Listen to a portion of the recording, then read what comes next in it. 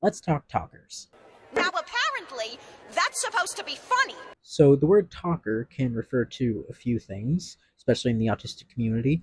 It can mean a verbal or speaking person. It can mean a hyperverbal or hyper-speaking person.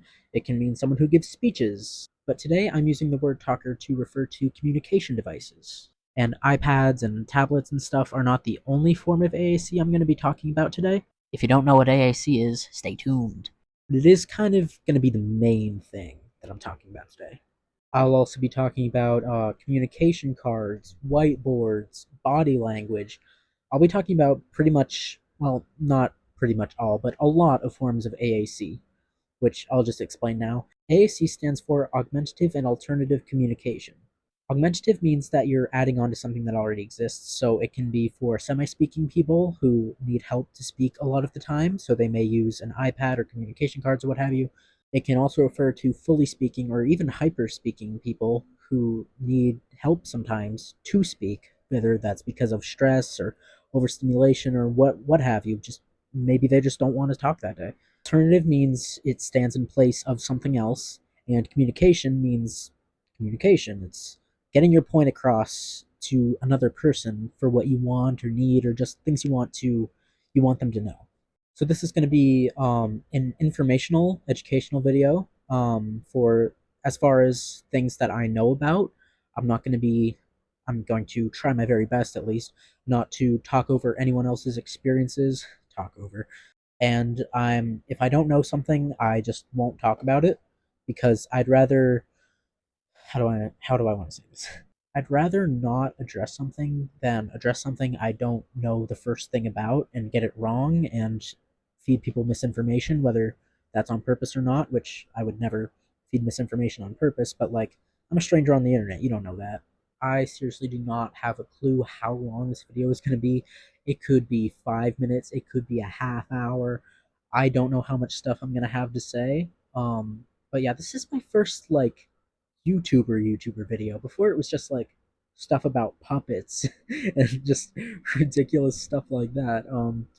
But now I feel like a real YouTuber. Yippee! All right, so without further ado, I'm going to start off. This first section is going to be about the different types of AAC.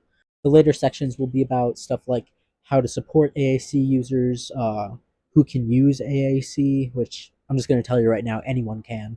But I'll go more in depth about that later in like the third section or second, whatever, a later section. So yeah, I'm gonna stop rambling now, and I'm actually gonna talk about what I sat down to film myself talking about. So I'm just gonna start this off with ASL. American Sign Language is not AAC on its own. It's a language. It's its own language. It's its own thing, but it can be used as AAC. Um, I got distracted and lost my train of thought. But ASL.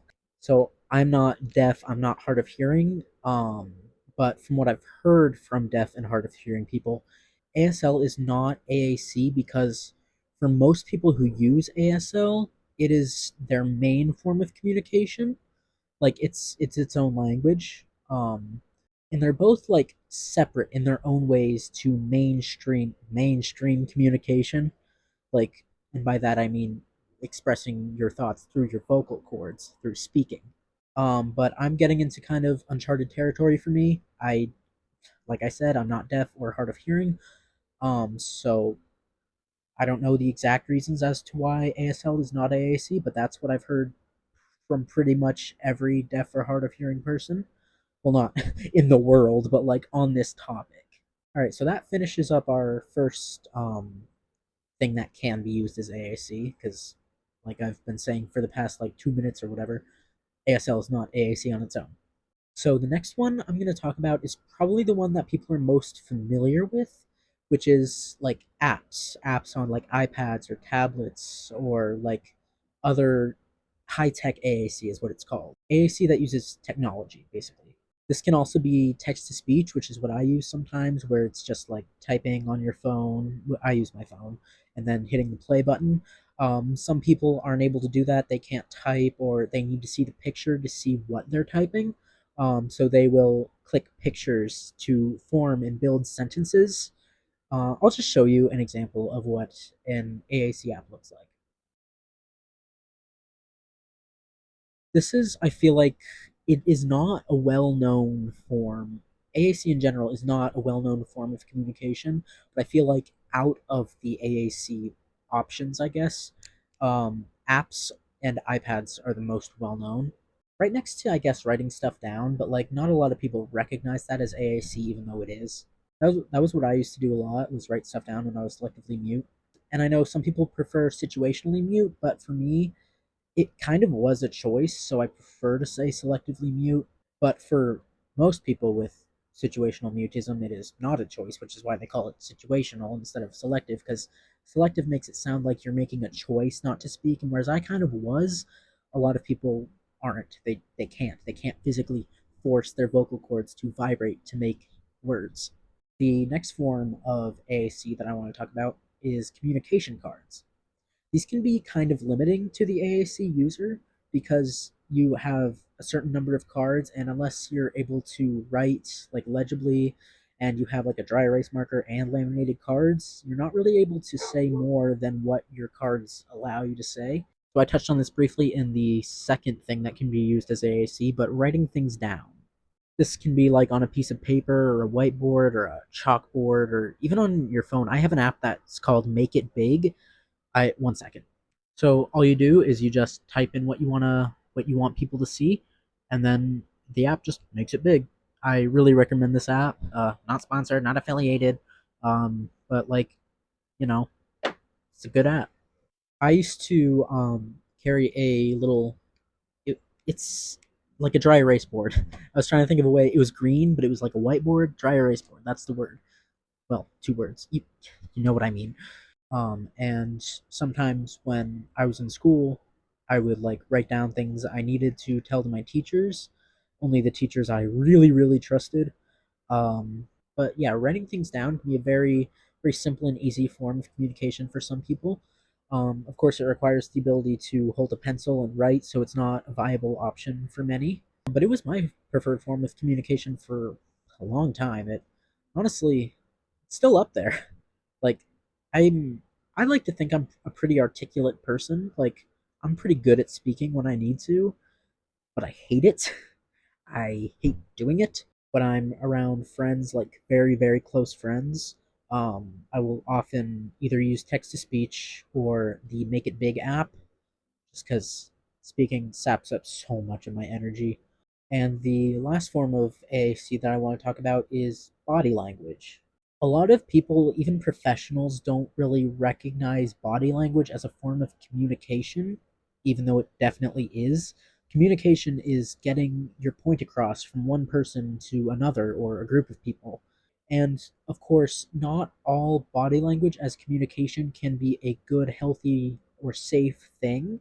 For example, if someone wanted to show that they were distressed, they might start hitting themselves in the head.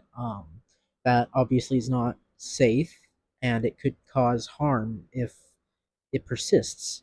That's one of the reasons why it's so important to give people who need AAC or even just feel like they might benefit from it, just want it.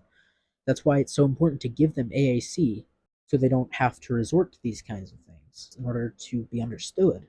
And body language, I feel, is different from.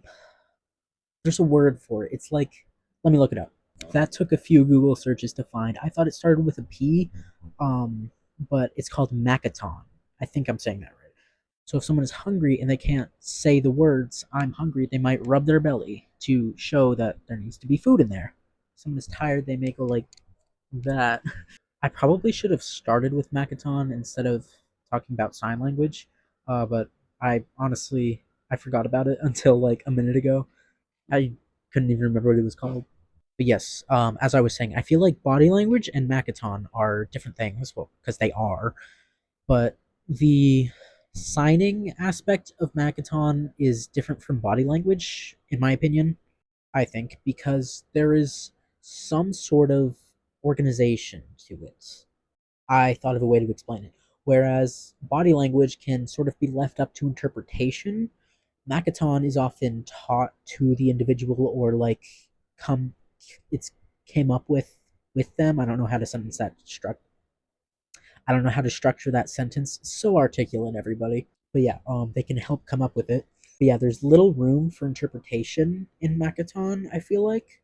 And if you're upset and you're like hitting yourself in the leg or in the head, people you're with are probably going to know that you're upset. I would hope they would know that that meant you're upset. Um, but they might not know why. They might not know what you need or what you want or if you're overstimulated or what's going on. It's like I love analogies, so I'm gonna use an analogy I just made up. But it's like imagine a blinking light is on in your car, and it's just a shape, just a random, let's say a circle, just an orange circle. You're not gonna know what that means. You know something's wrong. It's dinging, it's flashing, but you don't know what the issue is. I feel like Makaton is more like a. I had to Google what lights in cars mean, but like something letting you know that your tire pressure is low. You know by looking at the symbol, if you know what the symbols mean at least, which is still plays into the analogy pretty well, I think. You know that you need to check your tire pressure because it's telling you, hey, you need to check your tire pressure. Whereas the orange light is just saying, hey, something's wrong. And you're like, okay, I don't know what to do with this information. I did not mean for that to get as rambly as it did. But that was the last form of AAC I wanted to talk about in this video. Of course, there's so many more, but it would honestly take so long to explain them all and just go over all of them. Myth number one. I feel like this is a very, very harmful myth. It is the myth that AAC will stunt verbal communication. This just isn't true. I can understand why people would think it if they haven't done any research, but there actually is research saying that AAC can actually help people learn to speak. I can see why people might think like, oh well, they have the iPad to do it all for them, but like, no, it can actually teach them how to say the words. Even if it did, not giving your child a way to communicate, that's just not okay. Like, even if you gave them a way to communicate and it meant they would never talk, as opposed to them having no way to tell you what they wanted and then maybe being able to talk someday, that doesn't sound like a fair trade off to me. All right, second myth.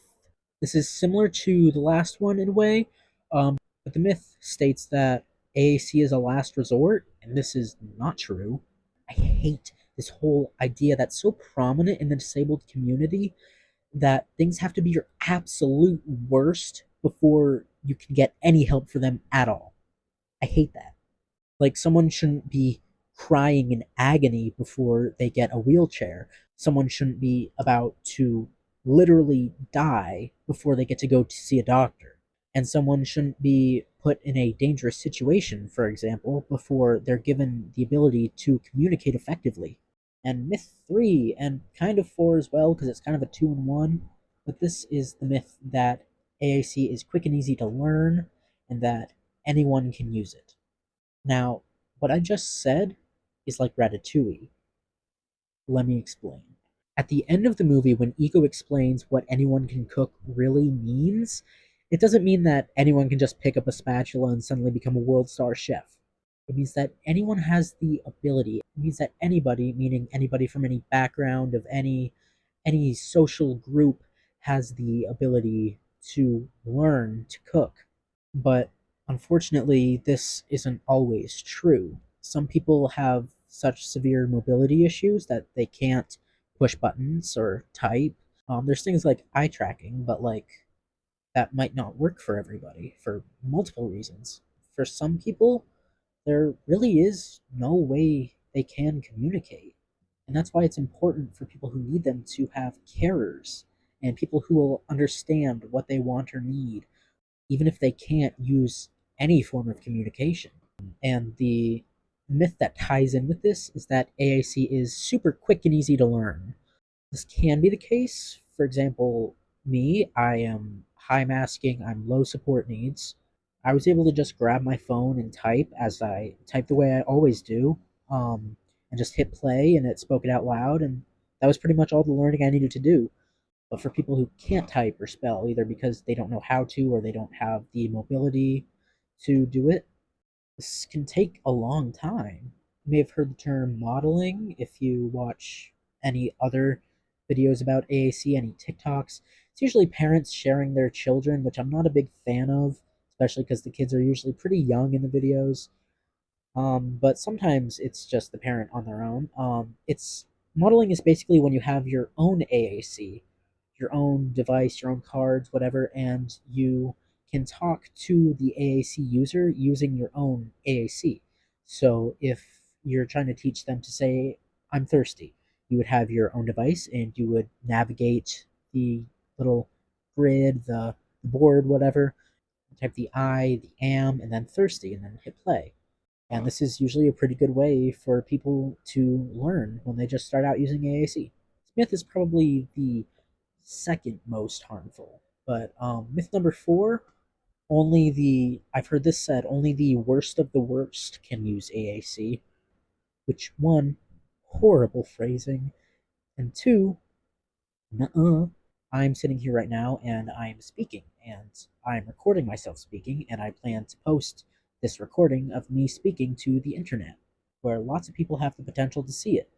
It might seem hard to believe that I ever struggle with speech, but I assure you I do. I'm not going to get really into it because it's pretty personal and I just don't really want that side of me on the internet. But I am a part time AAC user. I am verbal or speaking, whichever. I'm still not sure which is the preferred term, so I just use both. The times that I'm completely unable to speak are extremely rare, but the fact of the matter is, even when I am, even if I'm in such a high stress situation that I can speak, it's indescribable how distressing that is, how energy draining, how just not fun it is. It's not a good time. It's not a good time to have your throat physically hurting, your brain sapped of energy, all energy, and just having to squeeze the last little amount of energy you have out of yourself like a lemon. A lemon. It is not fair to anyone to think that you have the authority over someone else's communication. And I'm even talking about doctors here. If a doctor thinks that someone doesn't deserve or doesn't need to use AAC, then they might be right that they don't need to use it, but if it would help them, then they should use it. If someone says, "Well, you can talk, so why don't you?" They just they don't get it. They don't understand. And I've found that it's really not it's pointless to argue with people like that because they're probably not going to change. And I get that's a cynical outlook, but like in my experience, it's been true. Like 90% of the time, they just don't change. I know I was like patting myself on the back earlier for being so articulate, but I can't really think of how to describe what I want to say. And that's one of the issues actually that I should talk about that. Like typing for me takes the pressure off of speaking as well as giving me more time to think and formulate my thoughts. And while this can be annoying because I want to be able to keep up in the conversation with my friends, for example, I I kind of have to take the time to think and type out what I really want to say, what the most essential bits of what I need to say are, because I can't really type filler words. I can, but it would take longer, and there wouldn't be any point to it. And even now, I am so tired. I've been recording for like 40 minutes. You might be able to hear a change in my voice from the beginning of the video. I've been drinking water, and yet my throat feels all dry. I feel it feels like I'm running low on energy. Like, and for the next few hours, I'm probably just gonna have to not say a word. And this is like a double-edged sword, kind of, because the longer I speak, the more I mess up because the more tired I get, which means I have to speak more because I have to restart my sentences. So it's like a cycle. But yes, I think I'm gonna wrap up the video here just because I can feel my energy levels just plummeting right now. They are crashing. Just my energy is nosediving. Like, and soon it's going to go, and I don't want to be recording when that happens. So yeah, to recap, um, there's a lot of forms of AAC. Like there's not just tapping buttons on an iPad, which of course is a valid method, but it's not the only one.